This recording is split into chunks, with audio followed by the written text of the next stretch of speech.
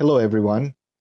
Welcome to Theology 11 and Faith, Spirituality in the Church.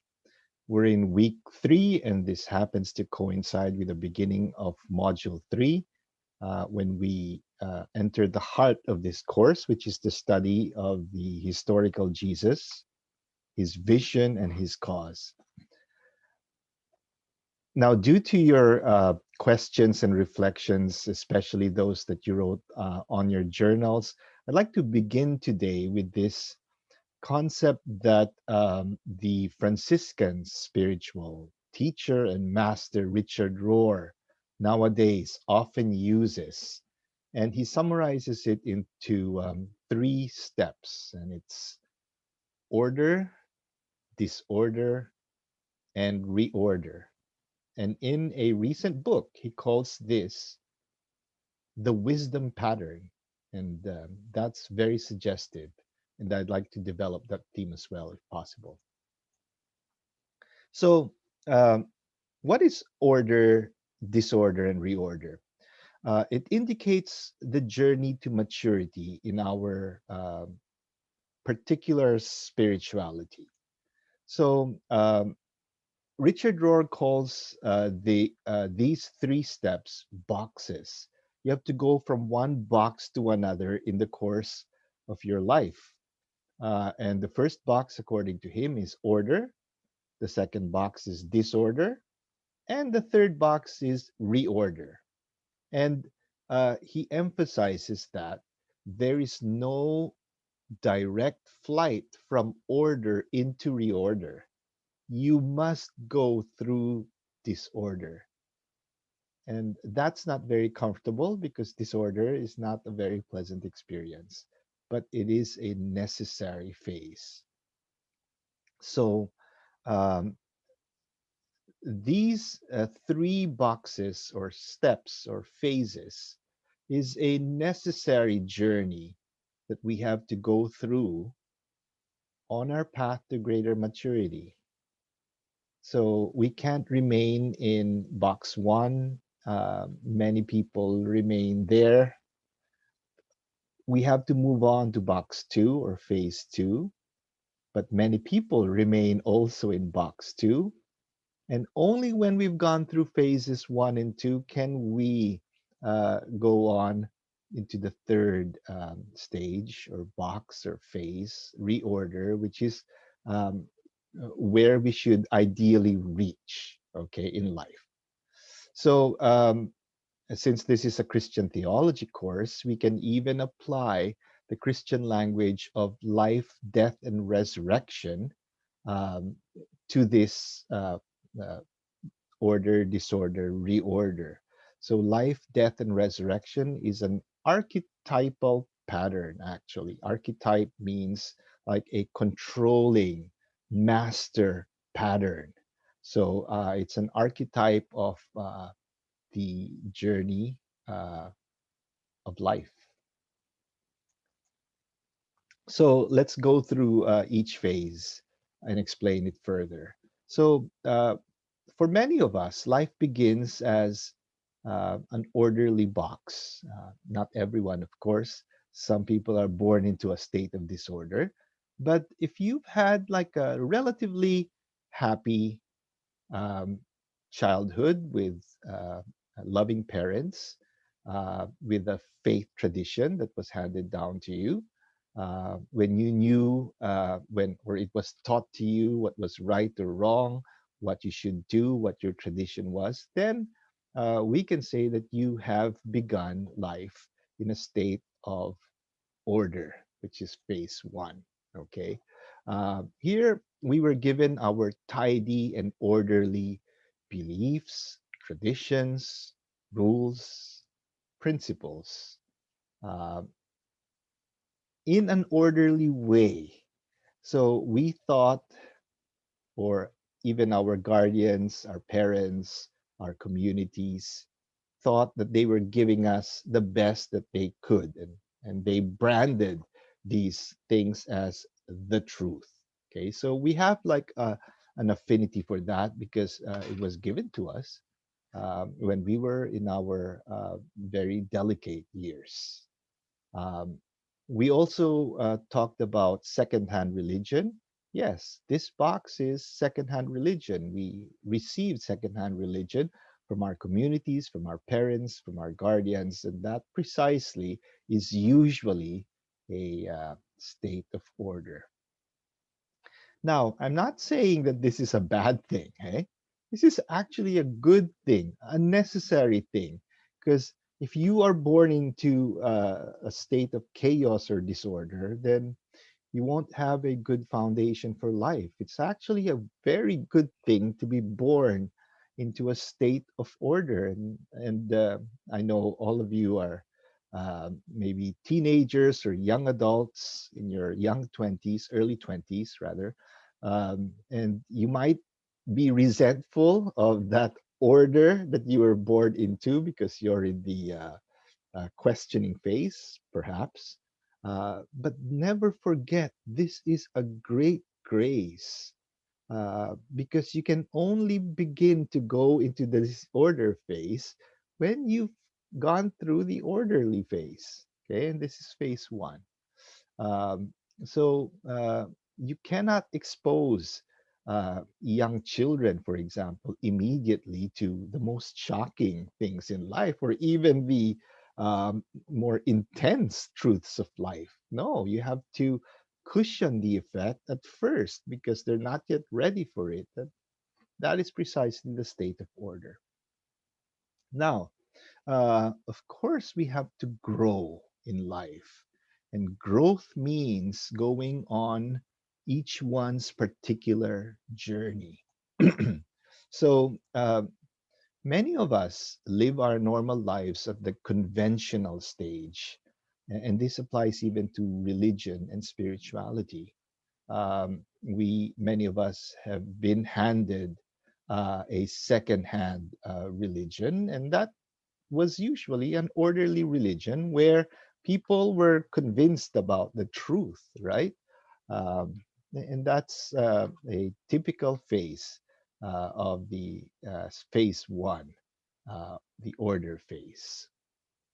Now, this orderly phase frowns upon doubts, and I feel that in many of your reflections, where many ask, is it okay to doubt? Why? Because your community usually told you this is the truth. Don't doubt it. Just believe us, right?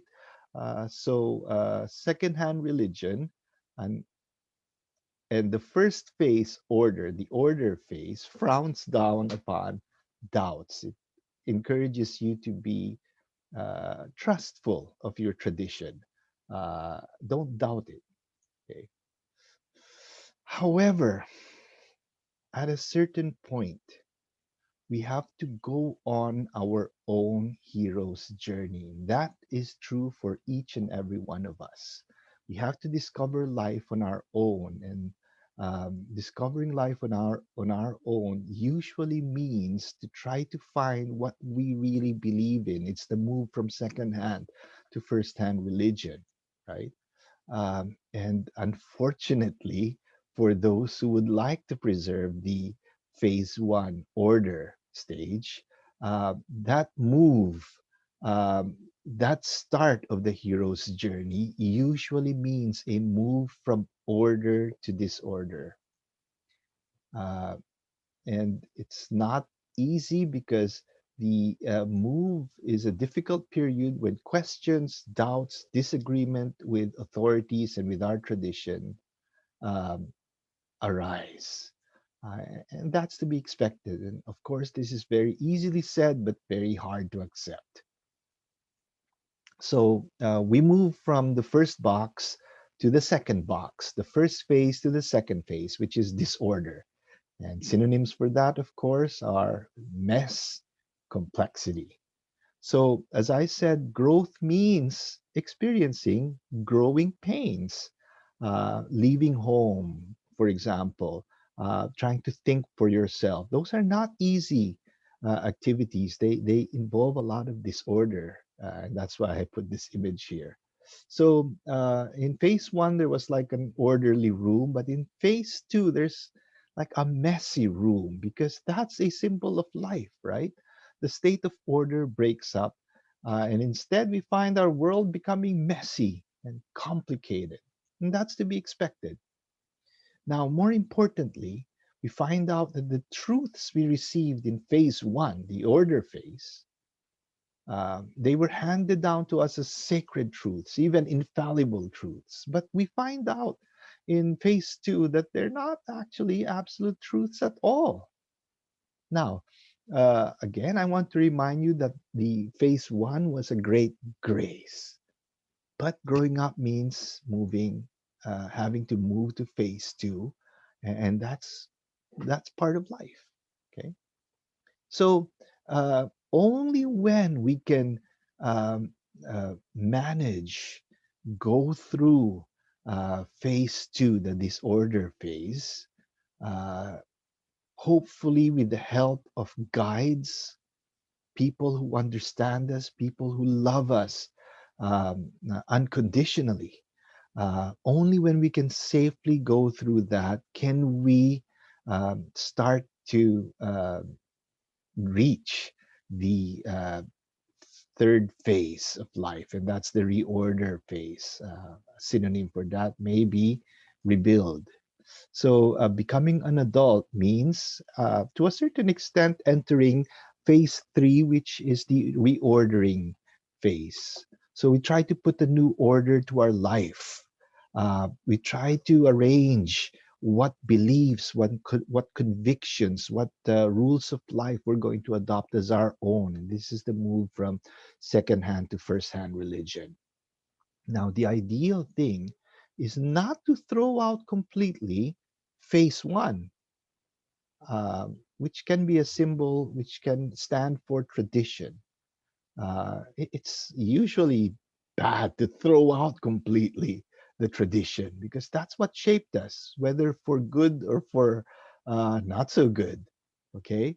And then, of course, we also have to remember the lessons, the hard lessons, painful lessons often that we learn in phase two, which is the disorder phase. And when we've done that, then uh, we can enter the reorder phase.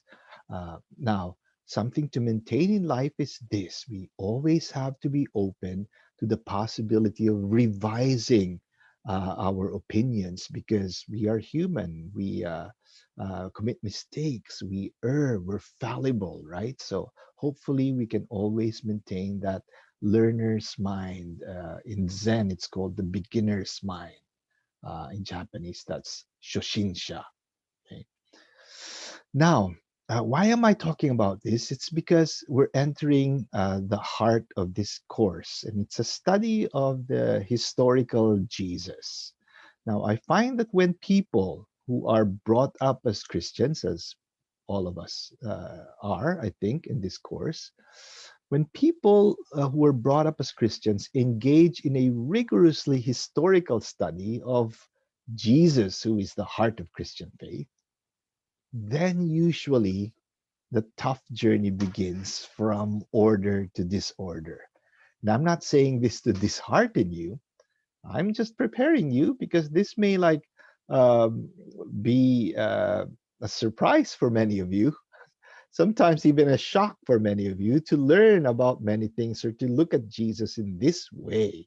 So usually that's a move from this image of Jesus to this image of Jesus. This image of Jesus portrays Jesus looking upon the world. It emphasizes the divinity of Jesus. And of course, for the past 2,000 years, Christianity has held that Jesus is God. And perhaps it has emphasized that very much to the detriment of, uh, of the other side of Jesus, the humanity of Jesus. So many Christians actually frequently forget that Jesus is also human. So, what we're going to do in this course is we're going to shift our attention from the divine image of Jesus to who Jesus was as a historical person.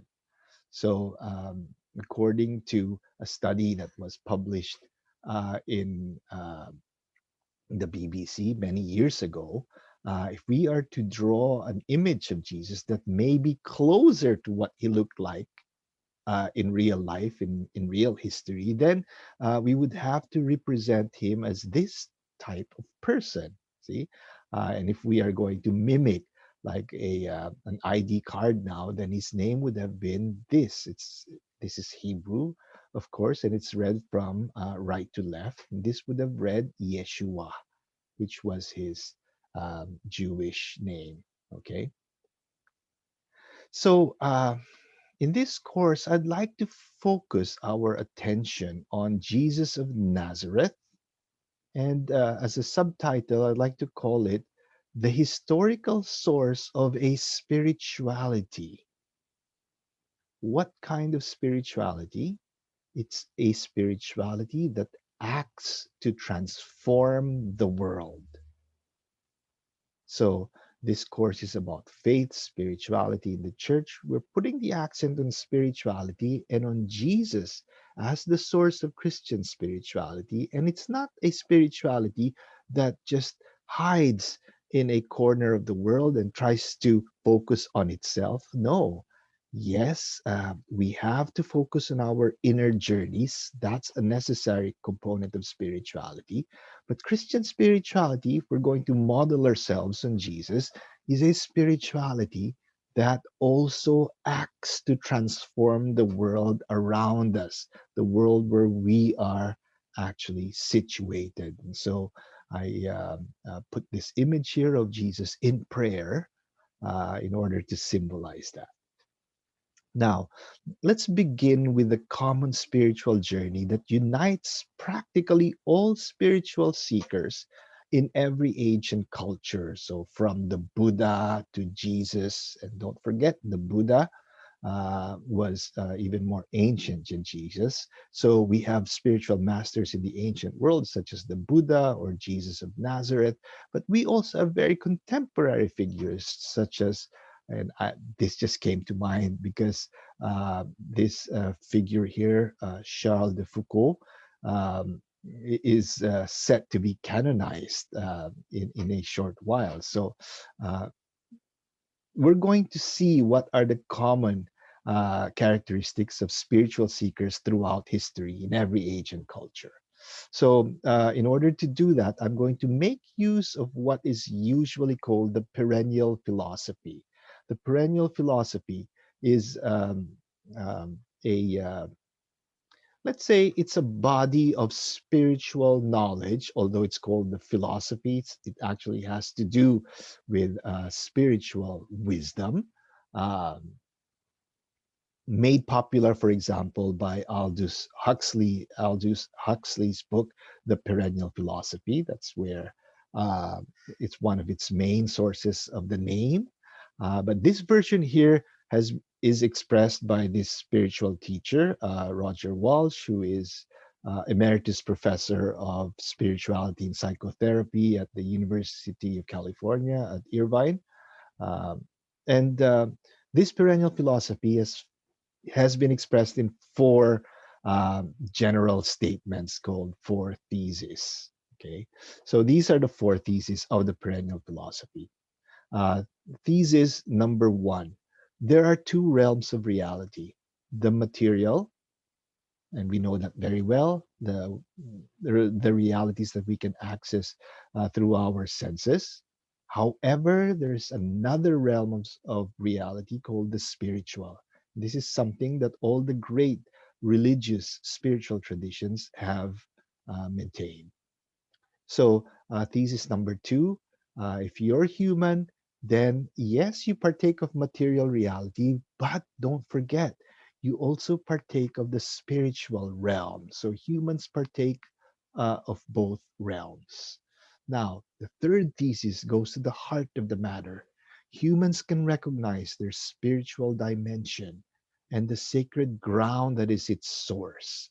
So, this is usually expressed by several keywords in different traditions. One is waking up. That sounds maybe Buddhist. The Buddha is the awakened one. He woke up to his spiritual nature. In Christianity, maybe it's called by names such as conversion, metanoia, uh, metamorphosis, attaining enlightenment or gnosis. So that's the third thesis. And the fourth thesis, a statement, is realizing our spiritual nature is the summum bonum. That's the highest good and the supreme goal of all humans, of human existence itself. So these four summary statements, I think, characterize the spiritual quest of practically all spiritual questers throughout history in all ages and cultures. Now, this is a great quote from the Jesuit Pierre Teilhard de Chardin. He said, we're not human beings having a spiritual experience, although that's what we usually uh, think, or that's how we usually think about the matter. But he says, Desjardins insists that it's the other way around. We're actually primarily spiritual beings having a human experience. Okay, I think that's a great quote. So, what is spiritual experience? What is uh, the core of, I would say, all spiritual experiences by these great spiritual masters and teachers throughout history? And I'll start with very contemporary descriptions by Christians in order to spell out further what we could describe as spiritual experiences. And this comes from a great biblical scholar, uh, theologian whom I respect, Marcus Borg, who passed away 6 years ago. So he was a biblical scholar, a theologian, and he taught religious studies for a long time at Oregon State University. So this is how he describes spiritual experience based on his own spiritual experiences. So he says, and I've underlined the important parts, my most formative religious experiences were a series of what he calls mystical experiences. Um, these experiences changed my understanding of the meaning of the word God. Okay? It gave me an unshakable conviction that God, or however you name God, such as the sacred, is real. And more importantly, that God or the sacred can be experienced. And I'd like to say that this is the heart of spirituality, the experiential realm. And you can't go from secondhand to first-hand religion unless you have some kind of spiritual experience. Doesn't have to be dramatic or out of this world. It can be very ordinary, but the depth should be there. Okay, so let's make Marcus Borg continue his explanation. These experiences also convince me that mystical forms of Christianity are true, and that the mystical forms of all the enduring religions of the world are true. So he names it mystical forms of Christianity here. That may scare us off. Ooh, I'm not a mystical Christian. No, we can rename it to the heart of Christianity is spirituality. And what's the heart of spirituality? It's knowing experientially and having these spiritual experiences. Some are maybe dramatic, but many are very ordinary and normal and very accessible to anyone as long as they're willing to be open to these experiences. So, continuing Borg's description, my experiences were what scholars of mysticism call extrovertive or eyes open. So sometimes spiritual experiences can take place in other forms, such as the dream form or a mystical vision form. But Marcus Borg is more on the normal side, I would say, because he had these eyes open mystical experience, contrasted with introverted or eyes closed. Okay, so he claims there were no extra beings, there were no angels, although some spiritual masters claim that. So I chose this because it seems closer to our usual experience. So he gives some practical examples.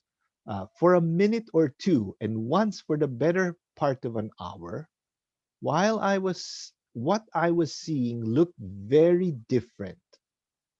Light became different, as if there were a radiance shining through everything. The biblical phrase for this is the glory of God. As the book of Isaiah puts it, the earth is filled with the glory, the radiance of God. And let's continue. So, what Marcus Borg experienced was, and he was awake, eh? This is an open eyes experience, but his perception momentarily changed. So, what was the perception like? The world was transfigured, even as it remained the same. It was transfigured. Remember the story of the transfiguration of Jesus in the Gospels? Maybe that this is similar to that. And I experienced the falling away of the subject object distinction.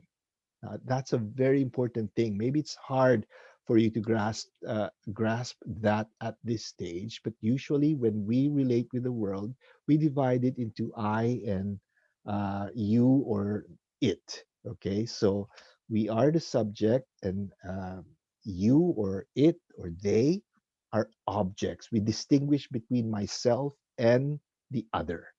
However, in spiritual experiences, that distinction is lost. So, what becomes dominant is the experience of unity. We're all together in the one. Okay, so let's continue.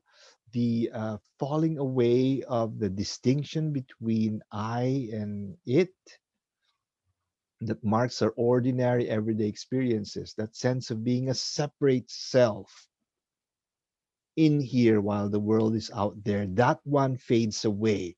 Instead, the feeling of oneness with everything is heightened. So, these spiritual experiences, Board calls, were experiences of wonder, not of curiosity, but what the Jewish theologian Abraham Heschel called radical amazement. They were also experiences in which I felt that I was seeing more clearly than I ever had before, that what I was experiencing was the way things really are. And they were also experiences of complete peacefulness. These are the marks of a spiritual experience, according to Borg. Peacefulness marked by a sense that I would love to stay in this mental state forever. Again, remember that story in the Gospels when Jesus was transfigured. What does Simon Peter say? He says, Lord, it's good for us to be here. Maybe let's put up a tent, one for you, one for Moses and Elijah. You'd like to stay there forever, but unfortunately, these spiritual experiences don't last, right? You have to go back to reality. Anxiety and distraction utterly disappeared. But when you're experiencing that, everything looks beautiful. Okay, so that is Marcus Borg's experience. This is another significant experience, and maybe I'll leave you to read that for yourself. It's the experience of this famous Trappist monk named Thomas Merton, and it happens while now he was a contemplative in Kentucky. But then this spiritual experience, which he records in this book here, Conjectures of a Guilty Bystander, happened when he happened to be in the middle of Louisville, a city, when he was in the shopping district. And it's also very remarkable. It gives you some other similar aspects of what Borg described in his spiritual experience, but there it is, okay? It's also a remarkable experience. Now, what I'd like to emphasize is this in all these discussions of spiritual experiences. Um, what becomes dominant for the one who is having a spiritual experience, for the one who is trying to deepen uh, him or herself in spirituality, is that the the more one progresses in the spiritual life, the more one has a non-dual or unitive consciousness. So I describe that as the the distinction between uh, I and you is lost. Instead, we are non dual. There's no longer two, but one. We are united. So you feel that you are just part of the one. Okay, and that's why it's called the non-dual unitive consciousness. So we can generalize by saying that spiritual and religious experiences across cultures and different time periods seem to be experiences predominantly that are non-dual and unitive. So, as I said, everything, everyone seems to be part of the greater one. And that greater one is usually identified as God.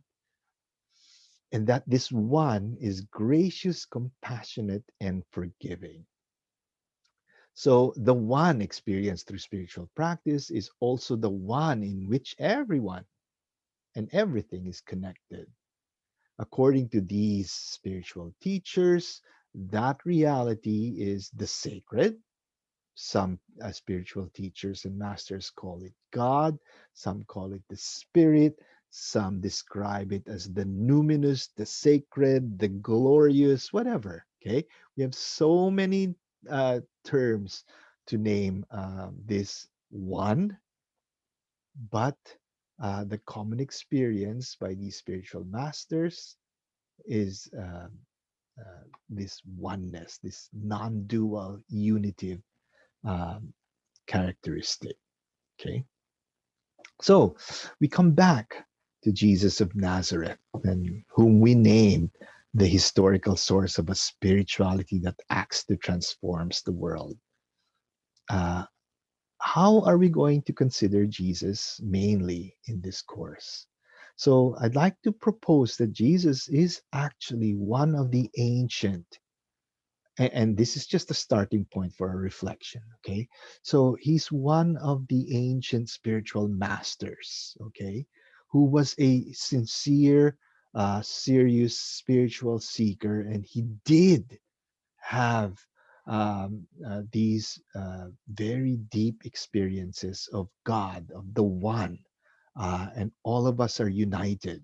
So when he, with that experience, when he came back to his world and noticed how fragmented, how unjust it is, how people are dominating, making other people suffer, then that spiritual experience that Jesus had and continued to have throughout his life transformed itself into active action or praxis in order to change his world and make it nearer to what he experienced as this wonderful oneness of everyone.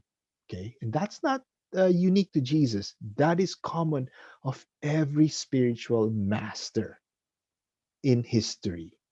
However, each spiritual master is located in a particular culture, and they have to uh, live in their particular world. Hence, the spiritual experience of oneness that they have, which is common, gets translated into particular religious traditions when it is applied to the setting, to the particular world in which they live. See? So if you are Christian, and this is one of the big major statements in this course, you have to go back into this experience of Jesus in order to see how our faith tradition called Christianity began. Why? Because Jesus is the heart of this faith tradition.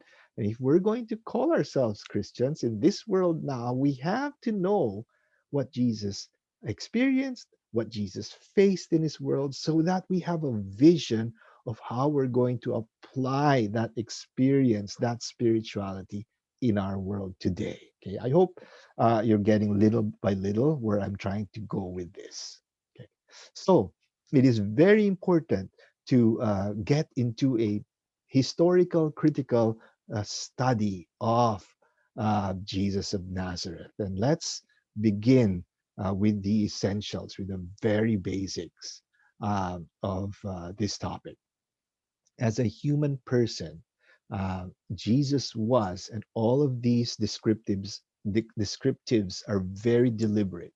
He was a first century person. He was male as opposed to female, and uh, other iterations of sexuality that we have now, but we can claim that he was male. He was Jewish and not Greek or Roman or African at the time. And he was a peasant as opposed to the elite of the culture. Okay, he was part of the masses who were not part of the elite of the culture. This is how you wrote his name. From it's read from right to left. It was pronounced Yeshua. And if you're going to have an image of Jesus, then this is closer to what Jesus may have looked like. Although we imagine maybe nowadays, due to the long association of Christianity with the West, that Jesus may look like this, closer to this, maybe in our psychological imaginations, but no, okay? This is like quite far from Jesus as a historical person. This image of Jesus actually is closer, don't forget, okay? So, if you were raised as a Christian, one of the first questions that would come to your mind is this: wait, wasn't Jesus God walking upon earth? How can we consider him purely as a human? So, if we were raised Christian, our dominant image of Jesus is this: he's got the whole world in his hands, because we've associated divinity so much with the figure of Jesus, right? And it's hard to wrap our brains around the fact that when Jesus was here on earth, okay, he was actually a historical human being named Yeshua, okay? So, uh, Christians usually see the matter in this way: there's a Trinity, God the Father, God the Son, God the Holy Spirit. Okay. Now, God the Son, although he begins with the Trinity in heaven, is sent down to earth, okay, on a mission. He lives his earthly life, and that's stage two. And not only that, he even descends lower than most humans, because he was condemned as a criminal, crucified on the cross, buried, and then God glorifies him. He's resurrected. And then after a while, he goes back to heaven and continues as God the Son, reigning from there. So it's an up, down, up structure of Christology, if I may use like a technical term, okay? But I'd like to recommend as a concrete method for this course, especially when it's a course taken by believers. Uh, if you would like to do a serious historical biblical study of Jesus, then forget for a while that Jesus is God, at least for a while, okay? So that dominant image of Jesus should be reduced to the minimum. And this historical image of Jesus has to be studied and taken very, very seriously. And to emphasize that, I say, have you forgotten about Jesus? Isn't it about time that you did? That is Jesus as divine. Forget for a while, okay? Let's focus on this very historical image of Jesus. Now, in order to describe this methodology, I'd like to use another image. We can also take it as a study of the process uh, by which the disciples experienced Jesus. How did they experience Jesus in their world? Okay. And this is really, really very important because if you're a Christian, you are immediately exposed to the message that Jesus is divine. He's special. He's the Son of God. He's divinity walking upon earth. But the first Christians did not have that experience. First, when they encountered Jesus, they thought that they were encountering a rabbi, teacher. Some may have thought of him as, oh, this is like a prophet, perhaps. Yes, he was a powerful teacher, a charismatic teacher, but a teacher. Just that. And that's not rare. That wasn't rare in the world of Jesus. So the first people who follow Jesus encountered like a teacher or even a healer. Okay. Now, after being intrigued by this charismatic rabbi, some of them thought, for some of them, this thought crossed their minds. Isn't this Yeshua from Nazareth the Messiah, perhaps? So some of his followers began to believe that this charismatic rabbi perhaps was the Messiah. Now, what did Jesus think about that? Uh, Actually, scholars are divided. There are some scholars who thought that Jesus didn't think he was the Messiah, the historical Jesus. I think that even Jesus thought that he was the Messiah, but I'd like to emphasize Messiah at the time did not equal God. Okay, when you say Messiah in the world of Jesus, that was a person, a human person who was chosen, anointed in a special way to do a special mission for God. So, in that sense, David was a Messiah, like prophets such as Elijah were, in a sense, messiahs because they were specially anointed in order to do a special mission. But at the time of Jesus, when you said Messiah, this was uh, uh, thought to be someone really special who was going to bring about the order of God, also known as the kingdom of God, the reign of God, into their suffering world. Okay. Now, Jesus had his public ministry, public life. At a certain point, he was arrested, condemned to death, crucified.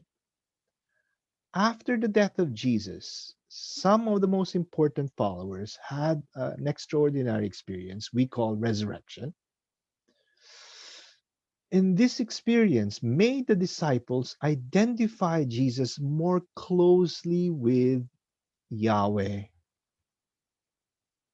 the God that the Jews worship, even Christians worship Yahweh. Okay. But then, especially after the resurrection, the followers of Jesus gave exalted titles to Jesus. They began calling him Son of God, Savior, Lamb of God, and so on and so forth. Stage four.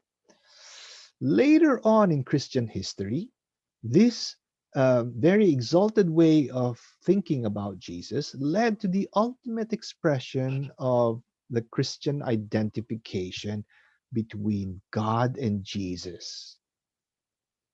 And that comes in the form of the faith statement that Jesus himself is God.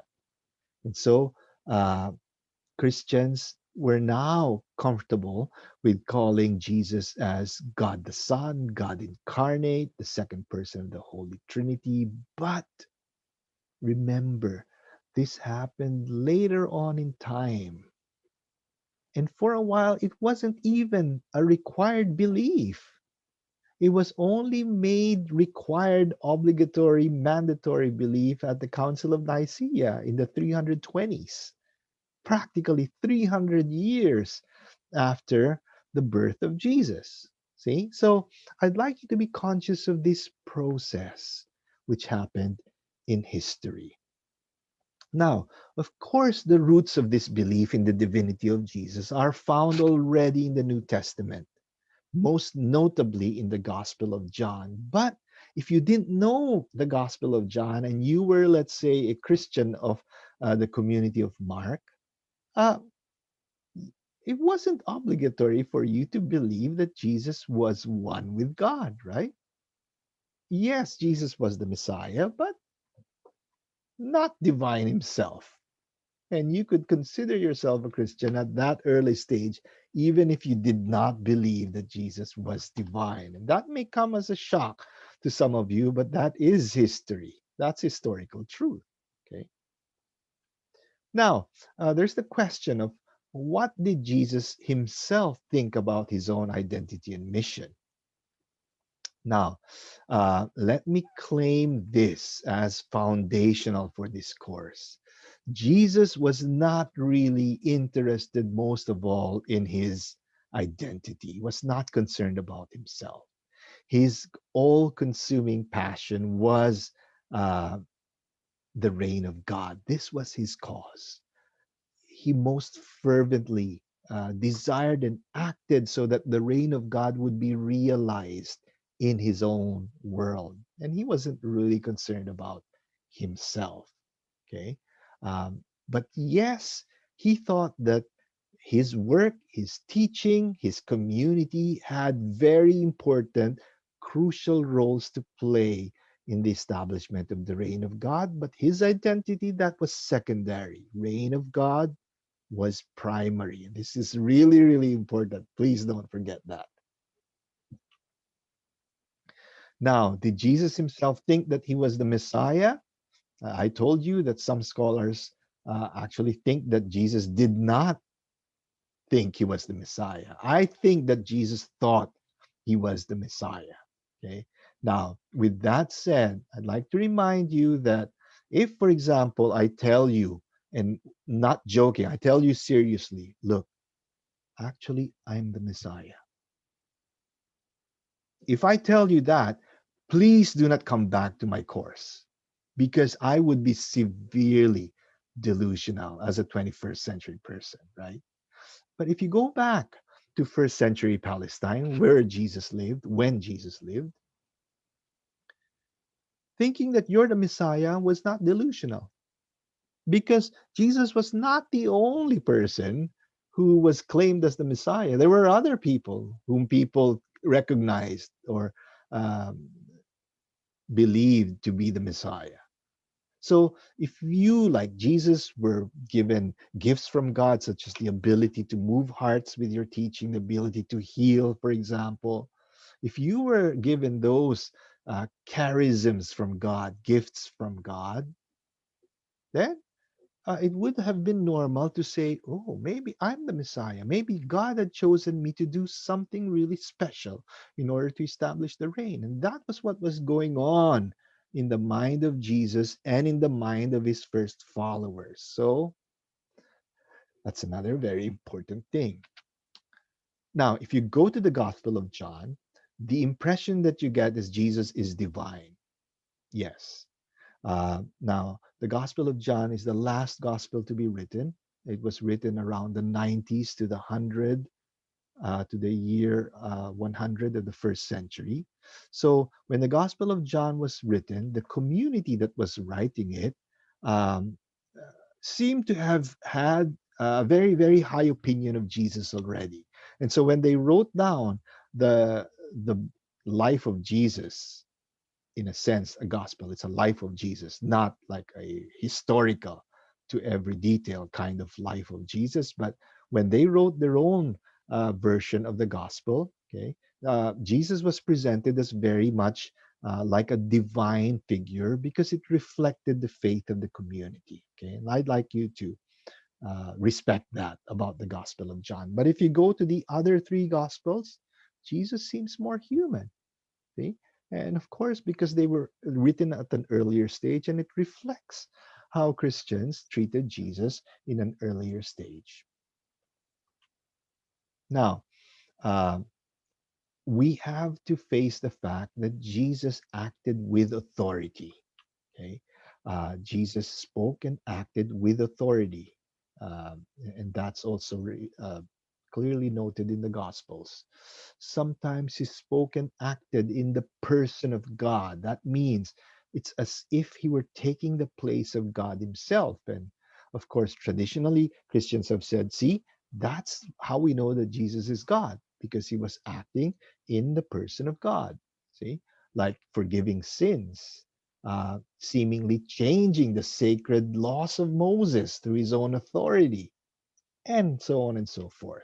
Okay, that's why this authority made others accuse Jesus of blasphemy. So later on, the disciples remembered this kind of authority and came to believe that Jesus was not only an ordinary prophet, but someone vastly higher than an ordinary prophet, the Messiah of God. That's why he could act that way.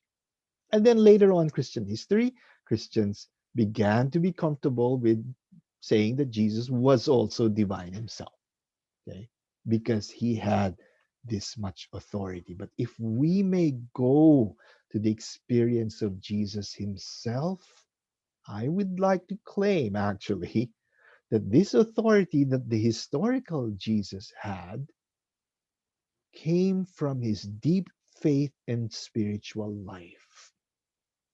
So Jesus spoke and acted in God's name, in Yahweh's name, because he had such a deep spirituality and he knew by spiritual experience, he was convinced that what he said, what he did was actually what God willed. But this is not limited to Jesus. You go to other spiritual masters in history, and they did not claim perhaps that they were divine or anything, but they acted with real authority, springing from this deep, deep spirituality.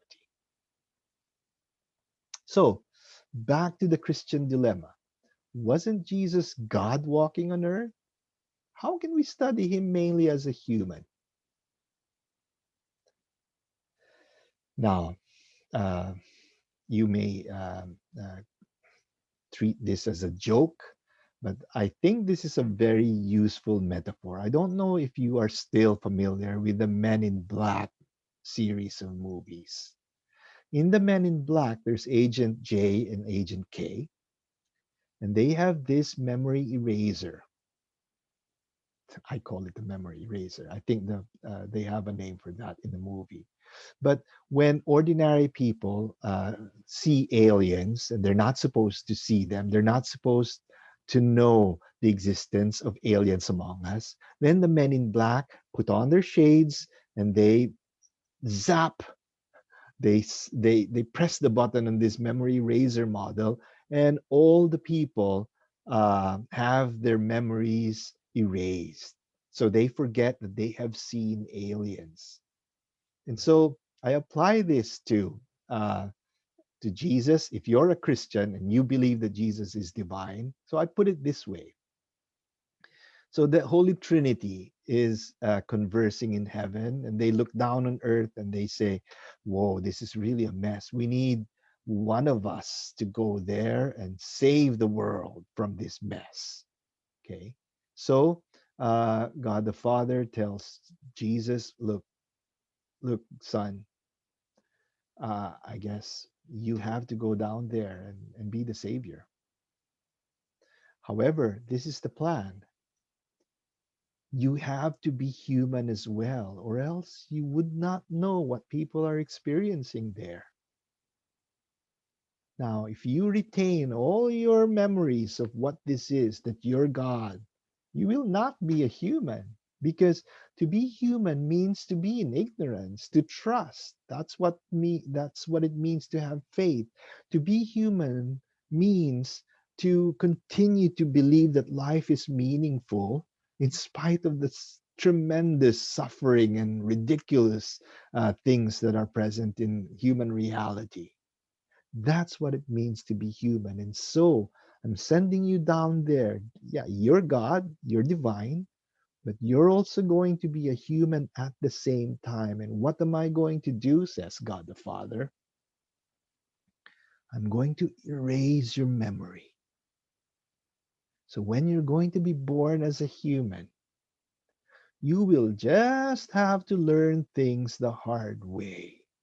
Because that's what it means to be a human. And so God brings out his memory eraser, zaps it in front of Jesus. When Jesus is born as a baby, there it is. He has to learn the hard way. He has to start from scratch and be a human, discern, make decisions, experience all these sufferings, not knowing what's going to happen in the future. He has to trust Judas. Just imagine if Jesus had all the human, Jesus of Nazareth, had all his consciousness as divine there. When he meets Judas, he's like, this is going to be the one who's going to betray me. I hate him, but I'll have to pretend that I like him. I'll have to pretend that he's my friend because that's in the script. See, that's not human. See, to be human means to say to Judas, Judas, I want you to be one of my friends. And when Judas betrays you, to be human means to really feel hurt. That's what it means to be human. And so, if you can't totally forget that Jesus is divine, take this Men in Black memory eraser model that I offer you here and say, when Jesus became human, when God became human in the person of Jesus, that's the more precise way to say it, God really had to be a human. And that's called the mystery of the incarnation in Christianity. Okay. So don't take my word for it. This is not, I put it in this maybe funny way or contemporary way, but even ancient fathers of the church, such as Cyril of Alexandria, said, we have admired his goodness in that for love of us, he has not refused to descend to such a low position as to bear all that belongs to our nature, included in which is ignorance. See? So if you're a Christian, you don't have to believe that Jesus, the human, Jesus as a human, knew everything, okay? So, can a Christian believe that Jesus, although he was also divine in a way, did not know for a time in his humanity that he was God? Yes. Go to the scriptures, letter to the Hebrews. There it's claimed that Jesus was like us human beings in all things with the exception of sin. So if you can claim something as human except sin, then you can claim it of Jesus. See? So this is one major interpretation of the Christian belief that God became a human person in Jesus Christ. And that's technically called incarnation. So I'll finish today's lesson with this. There are two kinds of Christologies. Okay? There's a Christology which is sometimes called from above, and it's top down. This is the traditional way of studying Christology. So you begin with the presupposition that Jesus is God. You work downward from there. Oh, God sent Jesus down to earth as a human being. The Word lived among us, suffered, died, rose again, and now He's the Lord of all, the Judge of the living and the dead, the Alpha and the Omega. Okay, that's a traditional um, way of considering Jesus. Okay, but what I'd like to propose in this course is a Christology from below. So it's like a down, down, up kind of Christology. So one begins like the first disciple meeting the human Jesus. The disciples didn't believe that this was God walking upon earth or among them. So you meet a first century male Jewish peasant who was also a powerful charismatic teacher. And then you work upward from there. From there, your respect for this teacher begins to grow. And then you think, because you're a first century Jew, wait, isn't this guy the Messiah that we've been waiting for a long time? And then, because you see Jesus healing people, and all that, some people began to think, isn't this Jesus more than just a human Messiah? Maybe he's an embodiment of God, of the very divine person that we worship as God. Okay.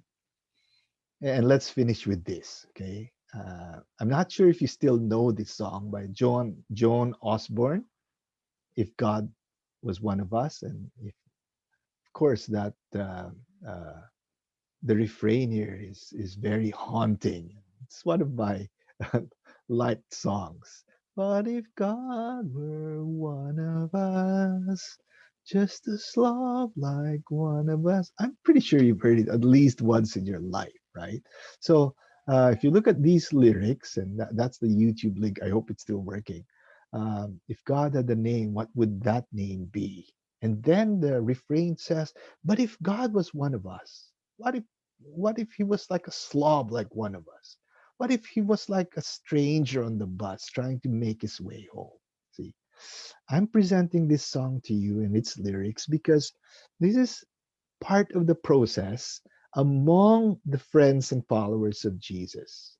Okay, so at a certain point, okay, uh, after the death and reported resurrection of Jesus, some Christians were like, but if God was one of us.